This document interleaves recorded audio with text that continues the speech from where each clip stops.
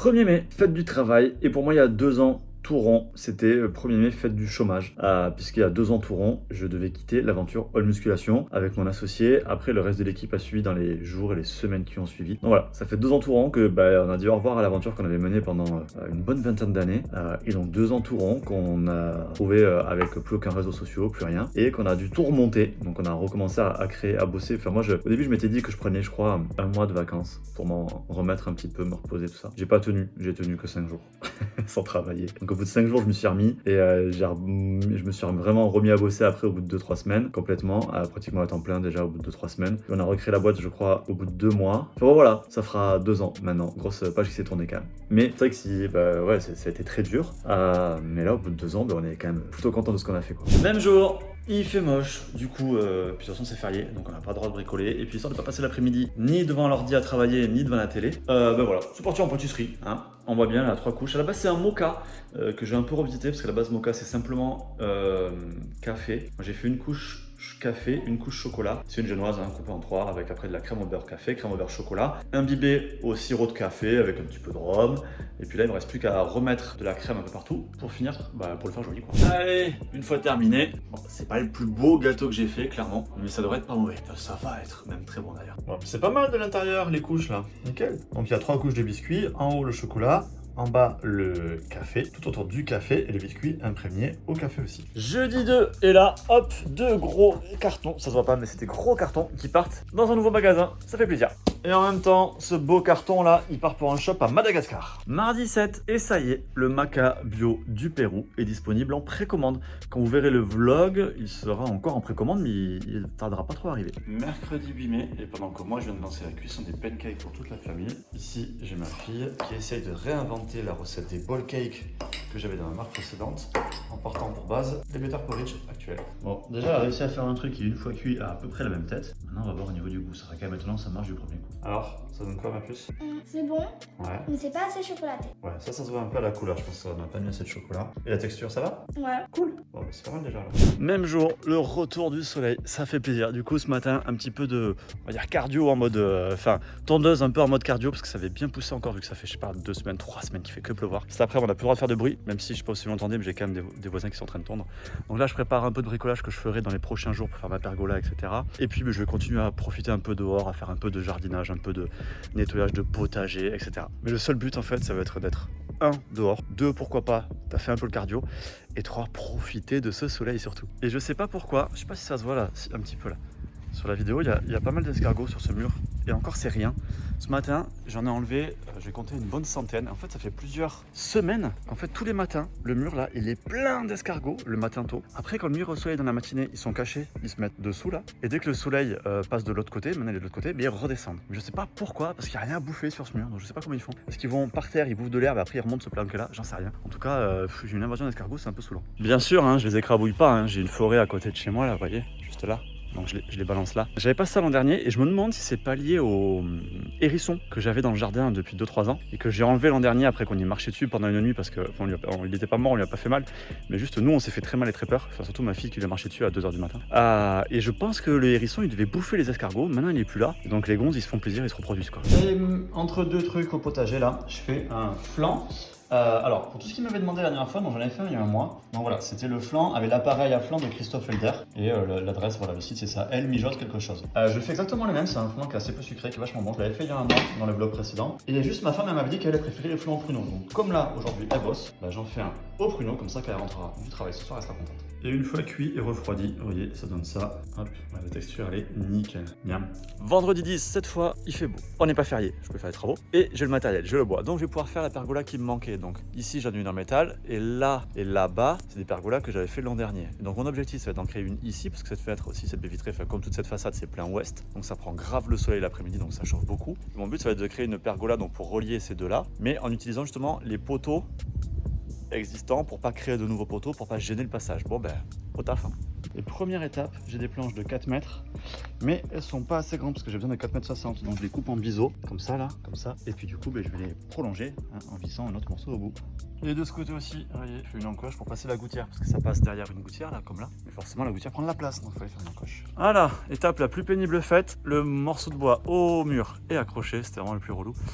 Là, ça nous servait juste d'été, vous voyez les grands trucs là pour le tenir. Voilà, maintenant on va pouvoir faire la suite du Mikado. Deuxième voilà, étape, j'en sais rien. Je viens de prolonger en fait, enfin de décaler un petit peu et de prolonger un peu le poteau, un poteau que j'avais mis l'an dernier. Des petits serre-joints là pour tout tenir le temps de visser. Et là du coup, ça se met tout sur le même pied, mais c'est pas bien grave, ce pied il est gaillard, il y a 60 kg de béton dessus. Donc ça bougera pas. Et voilà, comme ça je rajoute un poteau sans rajouter de vrai poteau quoi. Allez, on a fini de mettre l'encadrement. Vous voyez, donc avec ici notre prolongement de poteau, ça paraît pas droit du tout, pourtant normalement on l'a réaligné, délire, ok.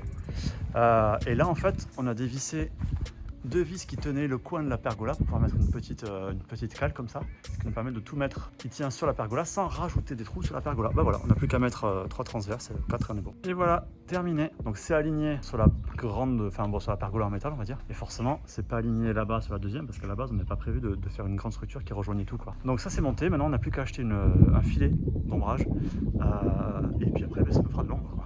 Lendemain d'hier et reprise des travaux et le but ça va être de faire sur ce poteau là donc je sais jamais faire à l'envers, bon, c'est pas grave, un qui part, attendez je me retourne, voilà c'est plus simple comme ça hein. Donc ici là vers là et vers là-bas sur 1 mètre à chaque fois, de faire des brises soleil en bois, comme son nom l'indique hein, pour briser le soleil quoi. Alors ça peut s'acheter tout fait hein. Moi je vais le faire comme ça sera sur mesure et puis j'aime bien.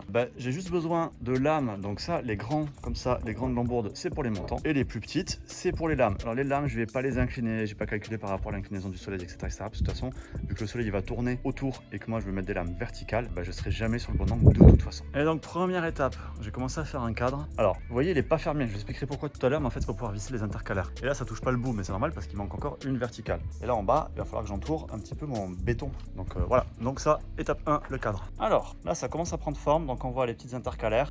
J'ai 10 cm au total, c'est à dire que entre le jour et la lame là, au total ça fait 10 cm. Et pourquoi j'ai pas fermé, vous voyez là j'ai mis juste une lame au-dessus pour avoir pile la bonne taille. J'ai pas fermé, pourquoi? Tout simplement parce que sinon, alors, je sais pas si je vais pouvoir vous le montrer, voilà là, après la visseuse, elle va plus passer au bout d'un moment. Et donc si j'avais fermé celle-là, je pourrais plus visser les petits taquets ici intercalaires. Donc en fait celle-là, bientôt je vais l'enlever, ça m'a servi à tenir le début de cadre. Mais si j'avais tout mis d'entrée, que j'avais fermé mon gros cadre, à un moment donné j'aurais été embêté. Cette lame elle est temporaire, donc je vais l'enlever et puis comme ça je pourrais continuer à visser tranquillement. Et ça prend forme. Et voilà, une fois fixé à la pergola, ça donne ça. C'est pas mal hein. Moi j'aime bien. Alors là on est un peu à contre-jour. Bon et puis là le soleil n'est pas du tout du bon côté pour que ça soit utile.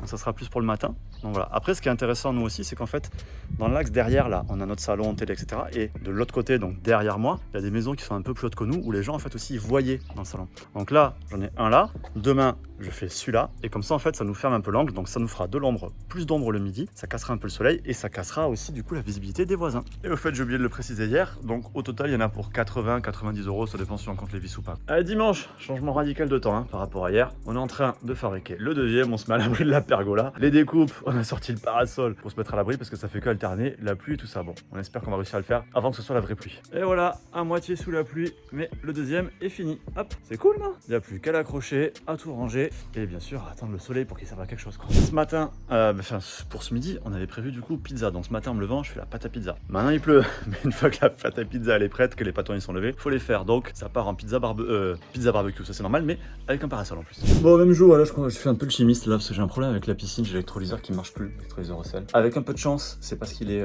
corrodé, enfin un peu de chance, c'est vrai. Donc là, ici là, il est là, les électrodes, je suis en train de les faire tremper dans de l'acide chlorhydrique. Donc vous dire, je suis quand même pas ultra à l'aise quand même d'utiliser ce type de produit. Si j'ai de la chance, ça marchera. Et si j'ai pas de chance, il faudra changer les électrodes là. C'est des machins en titane et il y en a pour 1 000 €. Donc j'espère que ça va marcher quoi. Sinon ça va faire mal. Lundi 13 après-midi, on a le rapprovisionnement en Colartix qui vient d'arriver. Il était en rupture de stock. Colissimo vient récupérer les colis. C'est pas ceux-là, on les a ailleurs. Vient récupérer les colis dans une demi-heure. Donc on se dépêche parce qu'il y a plusieurs dizaines de précommandes à expédier. On va essayer bien sûr de vous les envoyer aujourd'hui. Sur le site, on avait dit que ça partirait dans la semaine, donc on n'est pas en retard, mais ça n'empêche pas de se dépêcher. Et encore en direct de l'entrepôt, je souris, mais en fait il n'y a pas de raison du coup. Parce que là, vous voyez la fin de ce qu'on a en whey Isola native française. Je l'avais dit dans le vlog précédent, il y a une pénurie qui s'annonce sur cette matière première parce que les deux fournisseurs qui font ça en France, il y en a un qui arrête de faire ça et l'autre qui n'arrive pas pas suivre la demande. Donc ça c'est tout ce qui nous reste en whey Isola vanille 2,4 kg. Et là c'est tout ce qui nous reste en choco 2,4 kg. Vous voyez, et après on n'en aura pas avant plusieurs mois. Sur les 800 grammes pour l'instant on est bon. Et j'ai appris aussi ce week-end, alors nous pour l'instant ça ne nous concerne pas parce que c'est pas un produit qu'on fait, mais même problème aussi sur la whey bio. Pas forcément en France, là c'est Europe. A priori ça pose des gros soucis d'approvisionnement sur la whey bio en Europe. Mardi 14, c'est le soir, là il est 21h30, je suis en pige. Regardez mon beau pyjama. Hop. Et en fait j'ai pensé d'un coup à un truc pour la piscine et je suis trop content parce que l'acide ça avait rien fait. Et en fait j'ai trouvé, et c'était un truc mais tellement con, en fait il y avait une bulle d'air au niveau du détecteur de la sonde de sel. Et du coup en fait le truc elle était en erreur et il pouvait pas détecter le sel, donc ça démarrait pas l'électrolyseur. C'est corrigé juste en jouant avec les vannes d'eau machin tout ça pour qu'il y ait un peu plus d'air, pour re-remplir bien mon électrolyseur pour qu'il soit vraiment à rabord plein d'eau. Et du coup ça remarche et au moins ça m'évite de faire venir des mecs et bien sûr de changer le truc, et ça m'économise 1000 € surtout. Et puis ça va faire marcher la piscine. Je sais pas si vous m'entendez bien avec le bruit de la truc, mais en fait, vous voyez, c'est ça mon électrolyseur. Là, en gros, mon eau s'est arrêtée, il manquait 1 cm et j'avais pas fait gaffe. Et donc en jouant avec les vannes, en mettant plus ou moins d'eau pour le remplir, voilà, c'est re-rempli. Et là, on voit toutes les bulles que vous voyez en fait. Donc l'électrolyseur, c'est des plaques électriques qui décomposent un petit peu l'eau. Et là, en l'occurrence, ça décompose le sel qui est dans l'eau pour le transformer en chlore. Et comment ça marche, on voit ces petites bulles là. Allez, samedi 18, petit week-end à Montalivet avec des amis. Et la tradition ici, c'est les huîtres directement sur le marché avec le petit verre de blanc. En plus, on a un peu de soleil, donc c'est cool. Là, ça se voit pas, mais c'est un gros spot de surf, Montalivet. Lundi 20, après 2 jours où ça alternait éclaircie et pluie, on a quand même pu profiter du parc aquatique du camping et tout, donc c'est sympa. Et aujourd'hui, c'est que pluie. Et là, donc, à Soulac, ville que j'aime bien, pour ceux qui connaissent, parce que c'est joli. Et puis parce que j'ai un historique dans cette ville, en fait, c'est notamment ici que j'ai, entre guillemets, appris à cuisiner. Ici, là, juste derrière, le traiteur, qui a changé de nom depuis et qui était beaucoup plus grand. J'ai fait 2 saisons où j'étais commis de cuisine. Et puis après, au bout de la rue, j'ai fait 3-4 saisons où j'étais pizzaiolo. Pont de mer, bon, forcément, c'est un peu plus joli. Quand il pleut pas. Je sais pas si on se rend bien compte, mais en fait, ce qui est sympa ici, c'est que la plage, elle est très large. Et moi, je bossais là. Voilà, on se reste ici, là, au Nautilus. Jeudi 23, livraison en cours avec 2 bonnes nouvelles. Retour en stock du Peptan Orange, mais surtout, arrivée au stock d'un nouveau produit, les BCA Tropical. Depuis le temps qu'on bosse dessus, franchement, avec le temps qu'on a passé à créer l'aromatique, ça nous a pris des mois d'essai, donc ça fait vraiment super plaisir. Vendredi 24, avec un peu de soleil, ça fait plaisir. Cours des matériaux à Leroy Merlin pour acheter du bois, pas pour bricoler chez moi, mais pour bricoler dans l'entrepôt. On commence à être charrette en place, encore. Et donc j'avais quelques idées là pour faire une extension de rack, donc voilà, il fallait juste un peu de bois. Parti. Alors, même jour, quelques petites infos. J'ai reçu des échantillons. Vous voyez, ça c'est un échantillon par exemple de whey Isola native. Je vous l'avais dit, je pense, dans le vlog précédent et certainement redit dans ce vlog-là, on peut plus sourcer de whey, la matière première whey, non aromatisée, vraiment la version brute, en France, ou alors ça nous obligerait à être en rupture la moitié du temps. Donc en étant à l'Europe, notre sourcing, on a contacté plein de fabricants. Alors il y en a qui n'avaient pas de matière, il y en a qui prenaient pas de nouveaux clients, et il y en a aussi bien sûr qui ne correspondaient pas à ce qu'on voulait nous en termes de qualité, de composition, de traçabilité, etc. Donc on en a retenu 2, on a les échantillons, et donc la semaine prochaine, je vais pouvoir commencer à tester ça. Autre actu aussi, mais dans l'autre sens cette fois, c'est que on avait appuyé sur le bouton pour lancer la production des BCA double citron qu'on avait créé avec Clarisse il y a quelques mois maintenant et qu'on voulait lancer donc pour la rentrée en fait. Et malheureusement en fait au moment où on y va pour passer la commande des arômes, notre fournisseur d'arômes nous signale qu'un des 2 arômes qu'on avait sélectionné et sur lesquels on avait créé toute la recette n'existe plus dans sa gamme malheureusement. Donc il va falloir qu'on reparte à zéro sur la création des BCA double citron. Et dernière petite actu, j'ai fait un sondage sur Insta et sur YouTube parce que j'ai très souvent des gens qui me disent de refaire les vidéos 7 erreurs. Moi j'avais pas forcément envie de refaire des choses que j'avais fait pour certaines il y a peut-être 10 ans, non quand même pas, mais bien 7-8 ans. Mais en fait 86% des votants, et il y a eu plusieurs centaines de votants, 86% des votants ont répondu que oui, ils voulaient qu'on refasse ces 7 erreurs. Donc je pense pas cet été, mais je pense qu'à la rentrée du coup on refera les vidéos 7 erreurs. Et je sais pas si je l'ai dit dans le vlog ou pas, mais avant-hier, on a atteint les 10 000 abonnés sur YouTube. Ça fait plaisir clairement, mais ce qui est rigolo c'est que je crois que c'était pile il y a 10 ans, la première fois que j'avais eu aussi les 10 000 abonnés sur mon autre chaîne quoi. Voilà, 10 ans plus tard, nouvelle chaîne. Dimanche, hier il faisait super beau, je vais faire le jardin tout ça. Et aujourd'hui il pleut. Le truc c'est qu'en fait j'ai lancé un barbecue, j'ai eu le temps de l'allumer avant qu'il pleuve, j'ai eu le temps de mettre les saucisses avant qu'il pleuve. Sauf que maintenant il pleut, il faut que j'aille retourner sous la pluie. L'avantage avec les barbecues à couvercle comme ça, c'est qu'une fois que c'est allumé, c'est bon, même s'il pleut, ça va.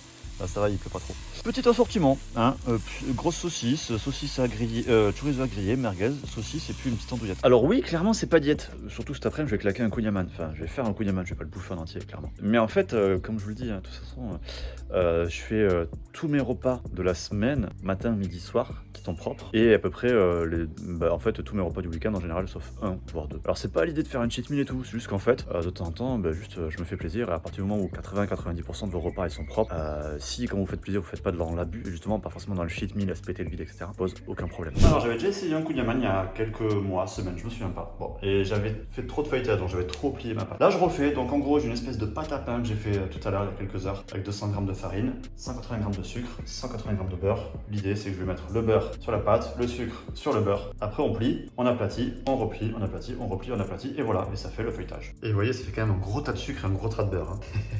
Donc maintenant, je vais replier ma pâte en fait pour la refermer. Et puis après, comme je vous disais, je plie, j'étale, et voilà. Alors j'ai déjà plié et fait un tour. Et en fait, à chaque coup, on plie comme ça en 3, tac, tac. Et on refait un quart de tour pour changer l'axe du pliage à chaque fois. Donc lui, hop, je vais le rabattre. Voilà, un tiers. Et puis après lui, là, hop, et je raplatis. Et voilà, une fois cuit, il a une bonne tête. Ah, vous avez entendu mes genoux? Les couches, elles sont bien là de mon fauteuil, je suis content, je l'ai mieux réussi. Bon, bon appétit. Bon, je vous épargne la bouche pleine pendant que je le mangeais, mais c'est très bon. Après, kouign-amann, hein, je sais pas si... Ah si, on voit quand même mes doigts qui brillent, quoi. Donc là, c'est beurré, nickel, quoi. J'ai du beurre pour l'année, là. Jeudi 30, en train de faire les colis, et là, nouveau pays débloqué, la Pologne. Même jour, j'ai sorti mes balances, mes ingrédients, mes petits gobelets. Et là, je continue mes tests pour essayer de trouver donc des remplaçants, enfin un remplaçant, à notre whey native actuelle. Donc, je crois que pour l'instant, j'ai des tests qui se passent bien, j'en ai qui se passent moins bien, il y a de la prod qui se mélange bien, d'autres qui se mélangent moins bien, qui a bon goût, comme un bon goût, enfin bon voilà, du boulot quoi. Même jour l'après-midi, content, parce qu'on vient de recevoir, enfin on a reçu il y a 1h30 plutôt, le Réapro des bars vanille qui était en rupture. Ça y est, on s'est speedé pour préparer toutes vos précommandes, il y en a une grosse partie qui est déjà partie, il reste un petit peu là, un petit peu derrière moi, voilà, il reste encore quelques dizaines, le transporteur va arriver dans quelques minutes. En tout cas on a tout expédié, ça fait plaisir. Ce qui fait plaisir aussi du coup sur les bars, c'est que semaine dernière je crois on avait reçu le Réapro des chocos qui était en rupture, on a le Réapro des vanilles qui sont en rupture, ça veut dire qu'on avait un peu sous-estimé à quel point ça allait vous plaire, et donc ça c'est cool. Petit tour dehors pour aller au courrier, j'espère que vous m'entendez bien, il y a un peu de vent. Deux infos que je vous avais pas donné aussi, c'est j'ai rédigé le premier 7 erreurs. Comme vous m'avez demandé, et le premier sortira en juin, bon j'espère que ça vous plaira. Et puis si ça vous plaît, bien sûr on en fera d'autres. Et sur le compte Instagram Aquilab Nutrition, je me suis mis aussi à rédiger des nouveaux reels, des nouveaux conseils qui seront différents du coup de ceux qu'on peut trouver sur mon compte perso. Je pense que la plupart je les relayerai aussi sur YouTube. Donc voilà, si ça vous intéresse, il y aura aussi des conseils là-bas qui vont arriver avec des sujets différents. Et il n'y avait pas de courrier, vous vous en foutez mais c'est pas grave. Et bien du coup voilà, fin du vlog, j'espère qu'il vous a plu, tout ça, pensez à liker, partager, commenter, tout ça, vous abonner, tout ça, et puis à bientôt pour le prochain vlog et les prochaines vidéos.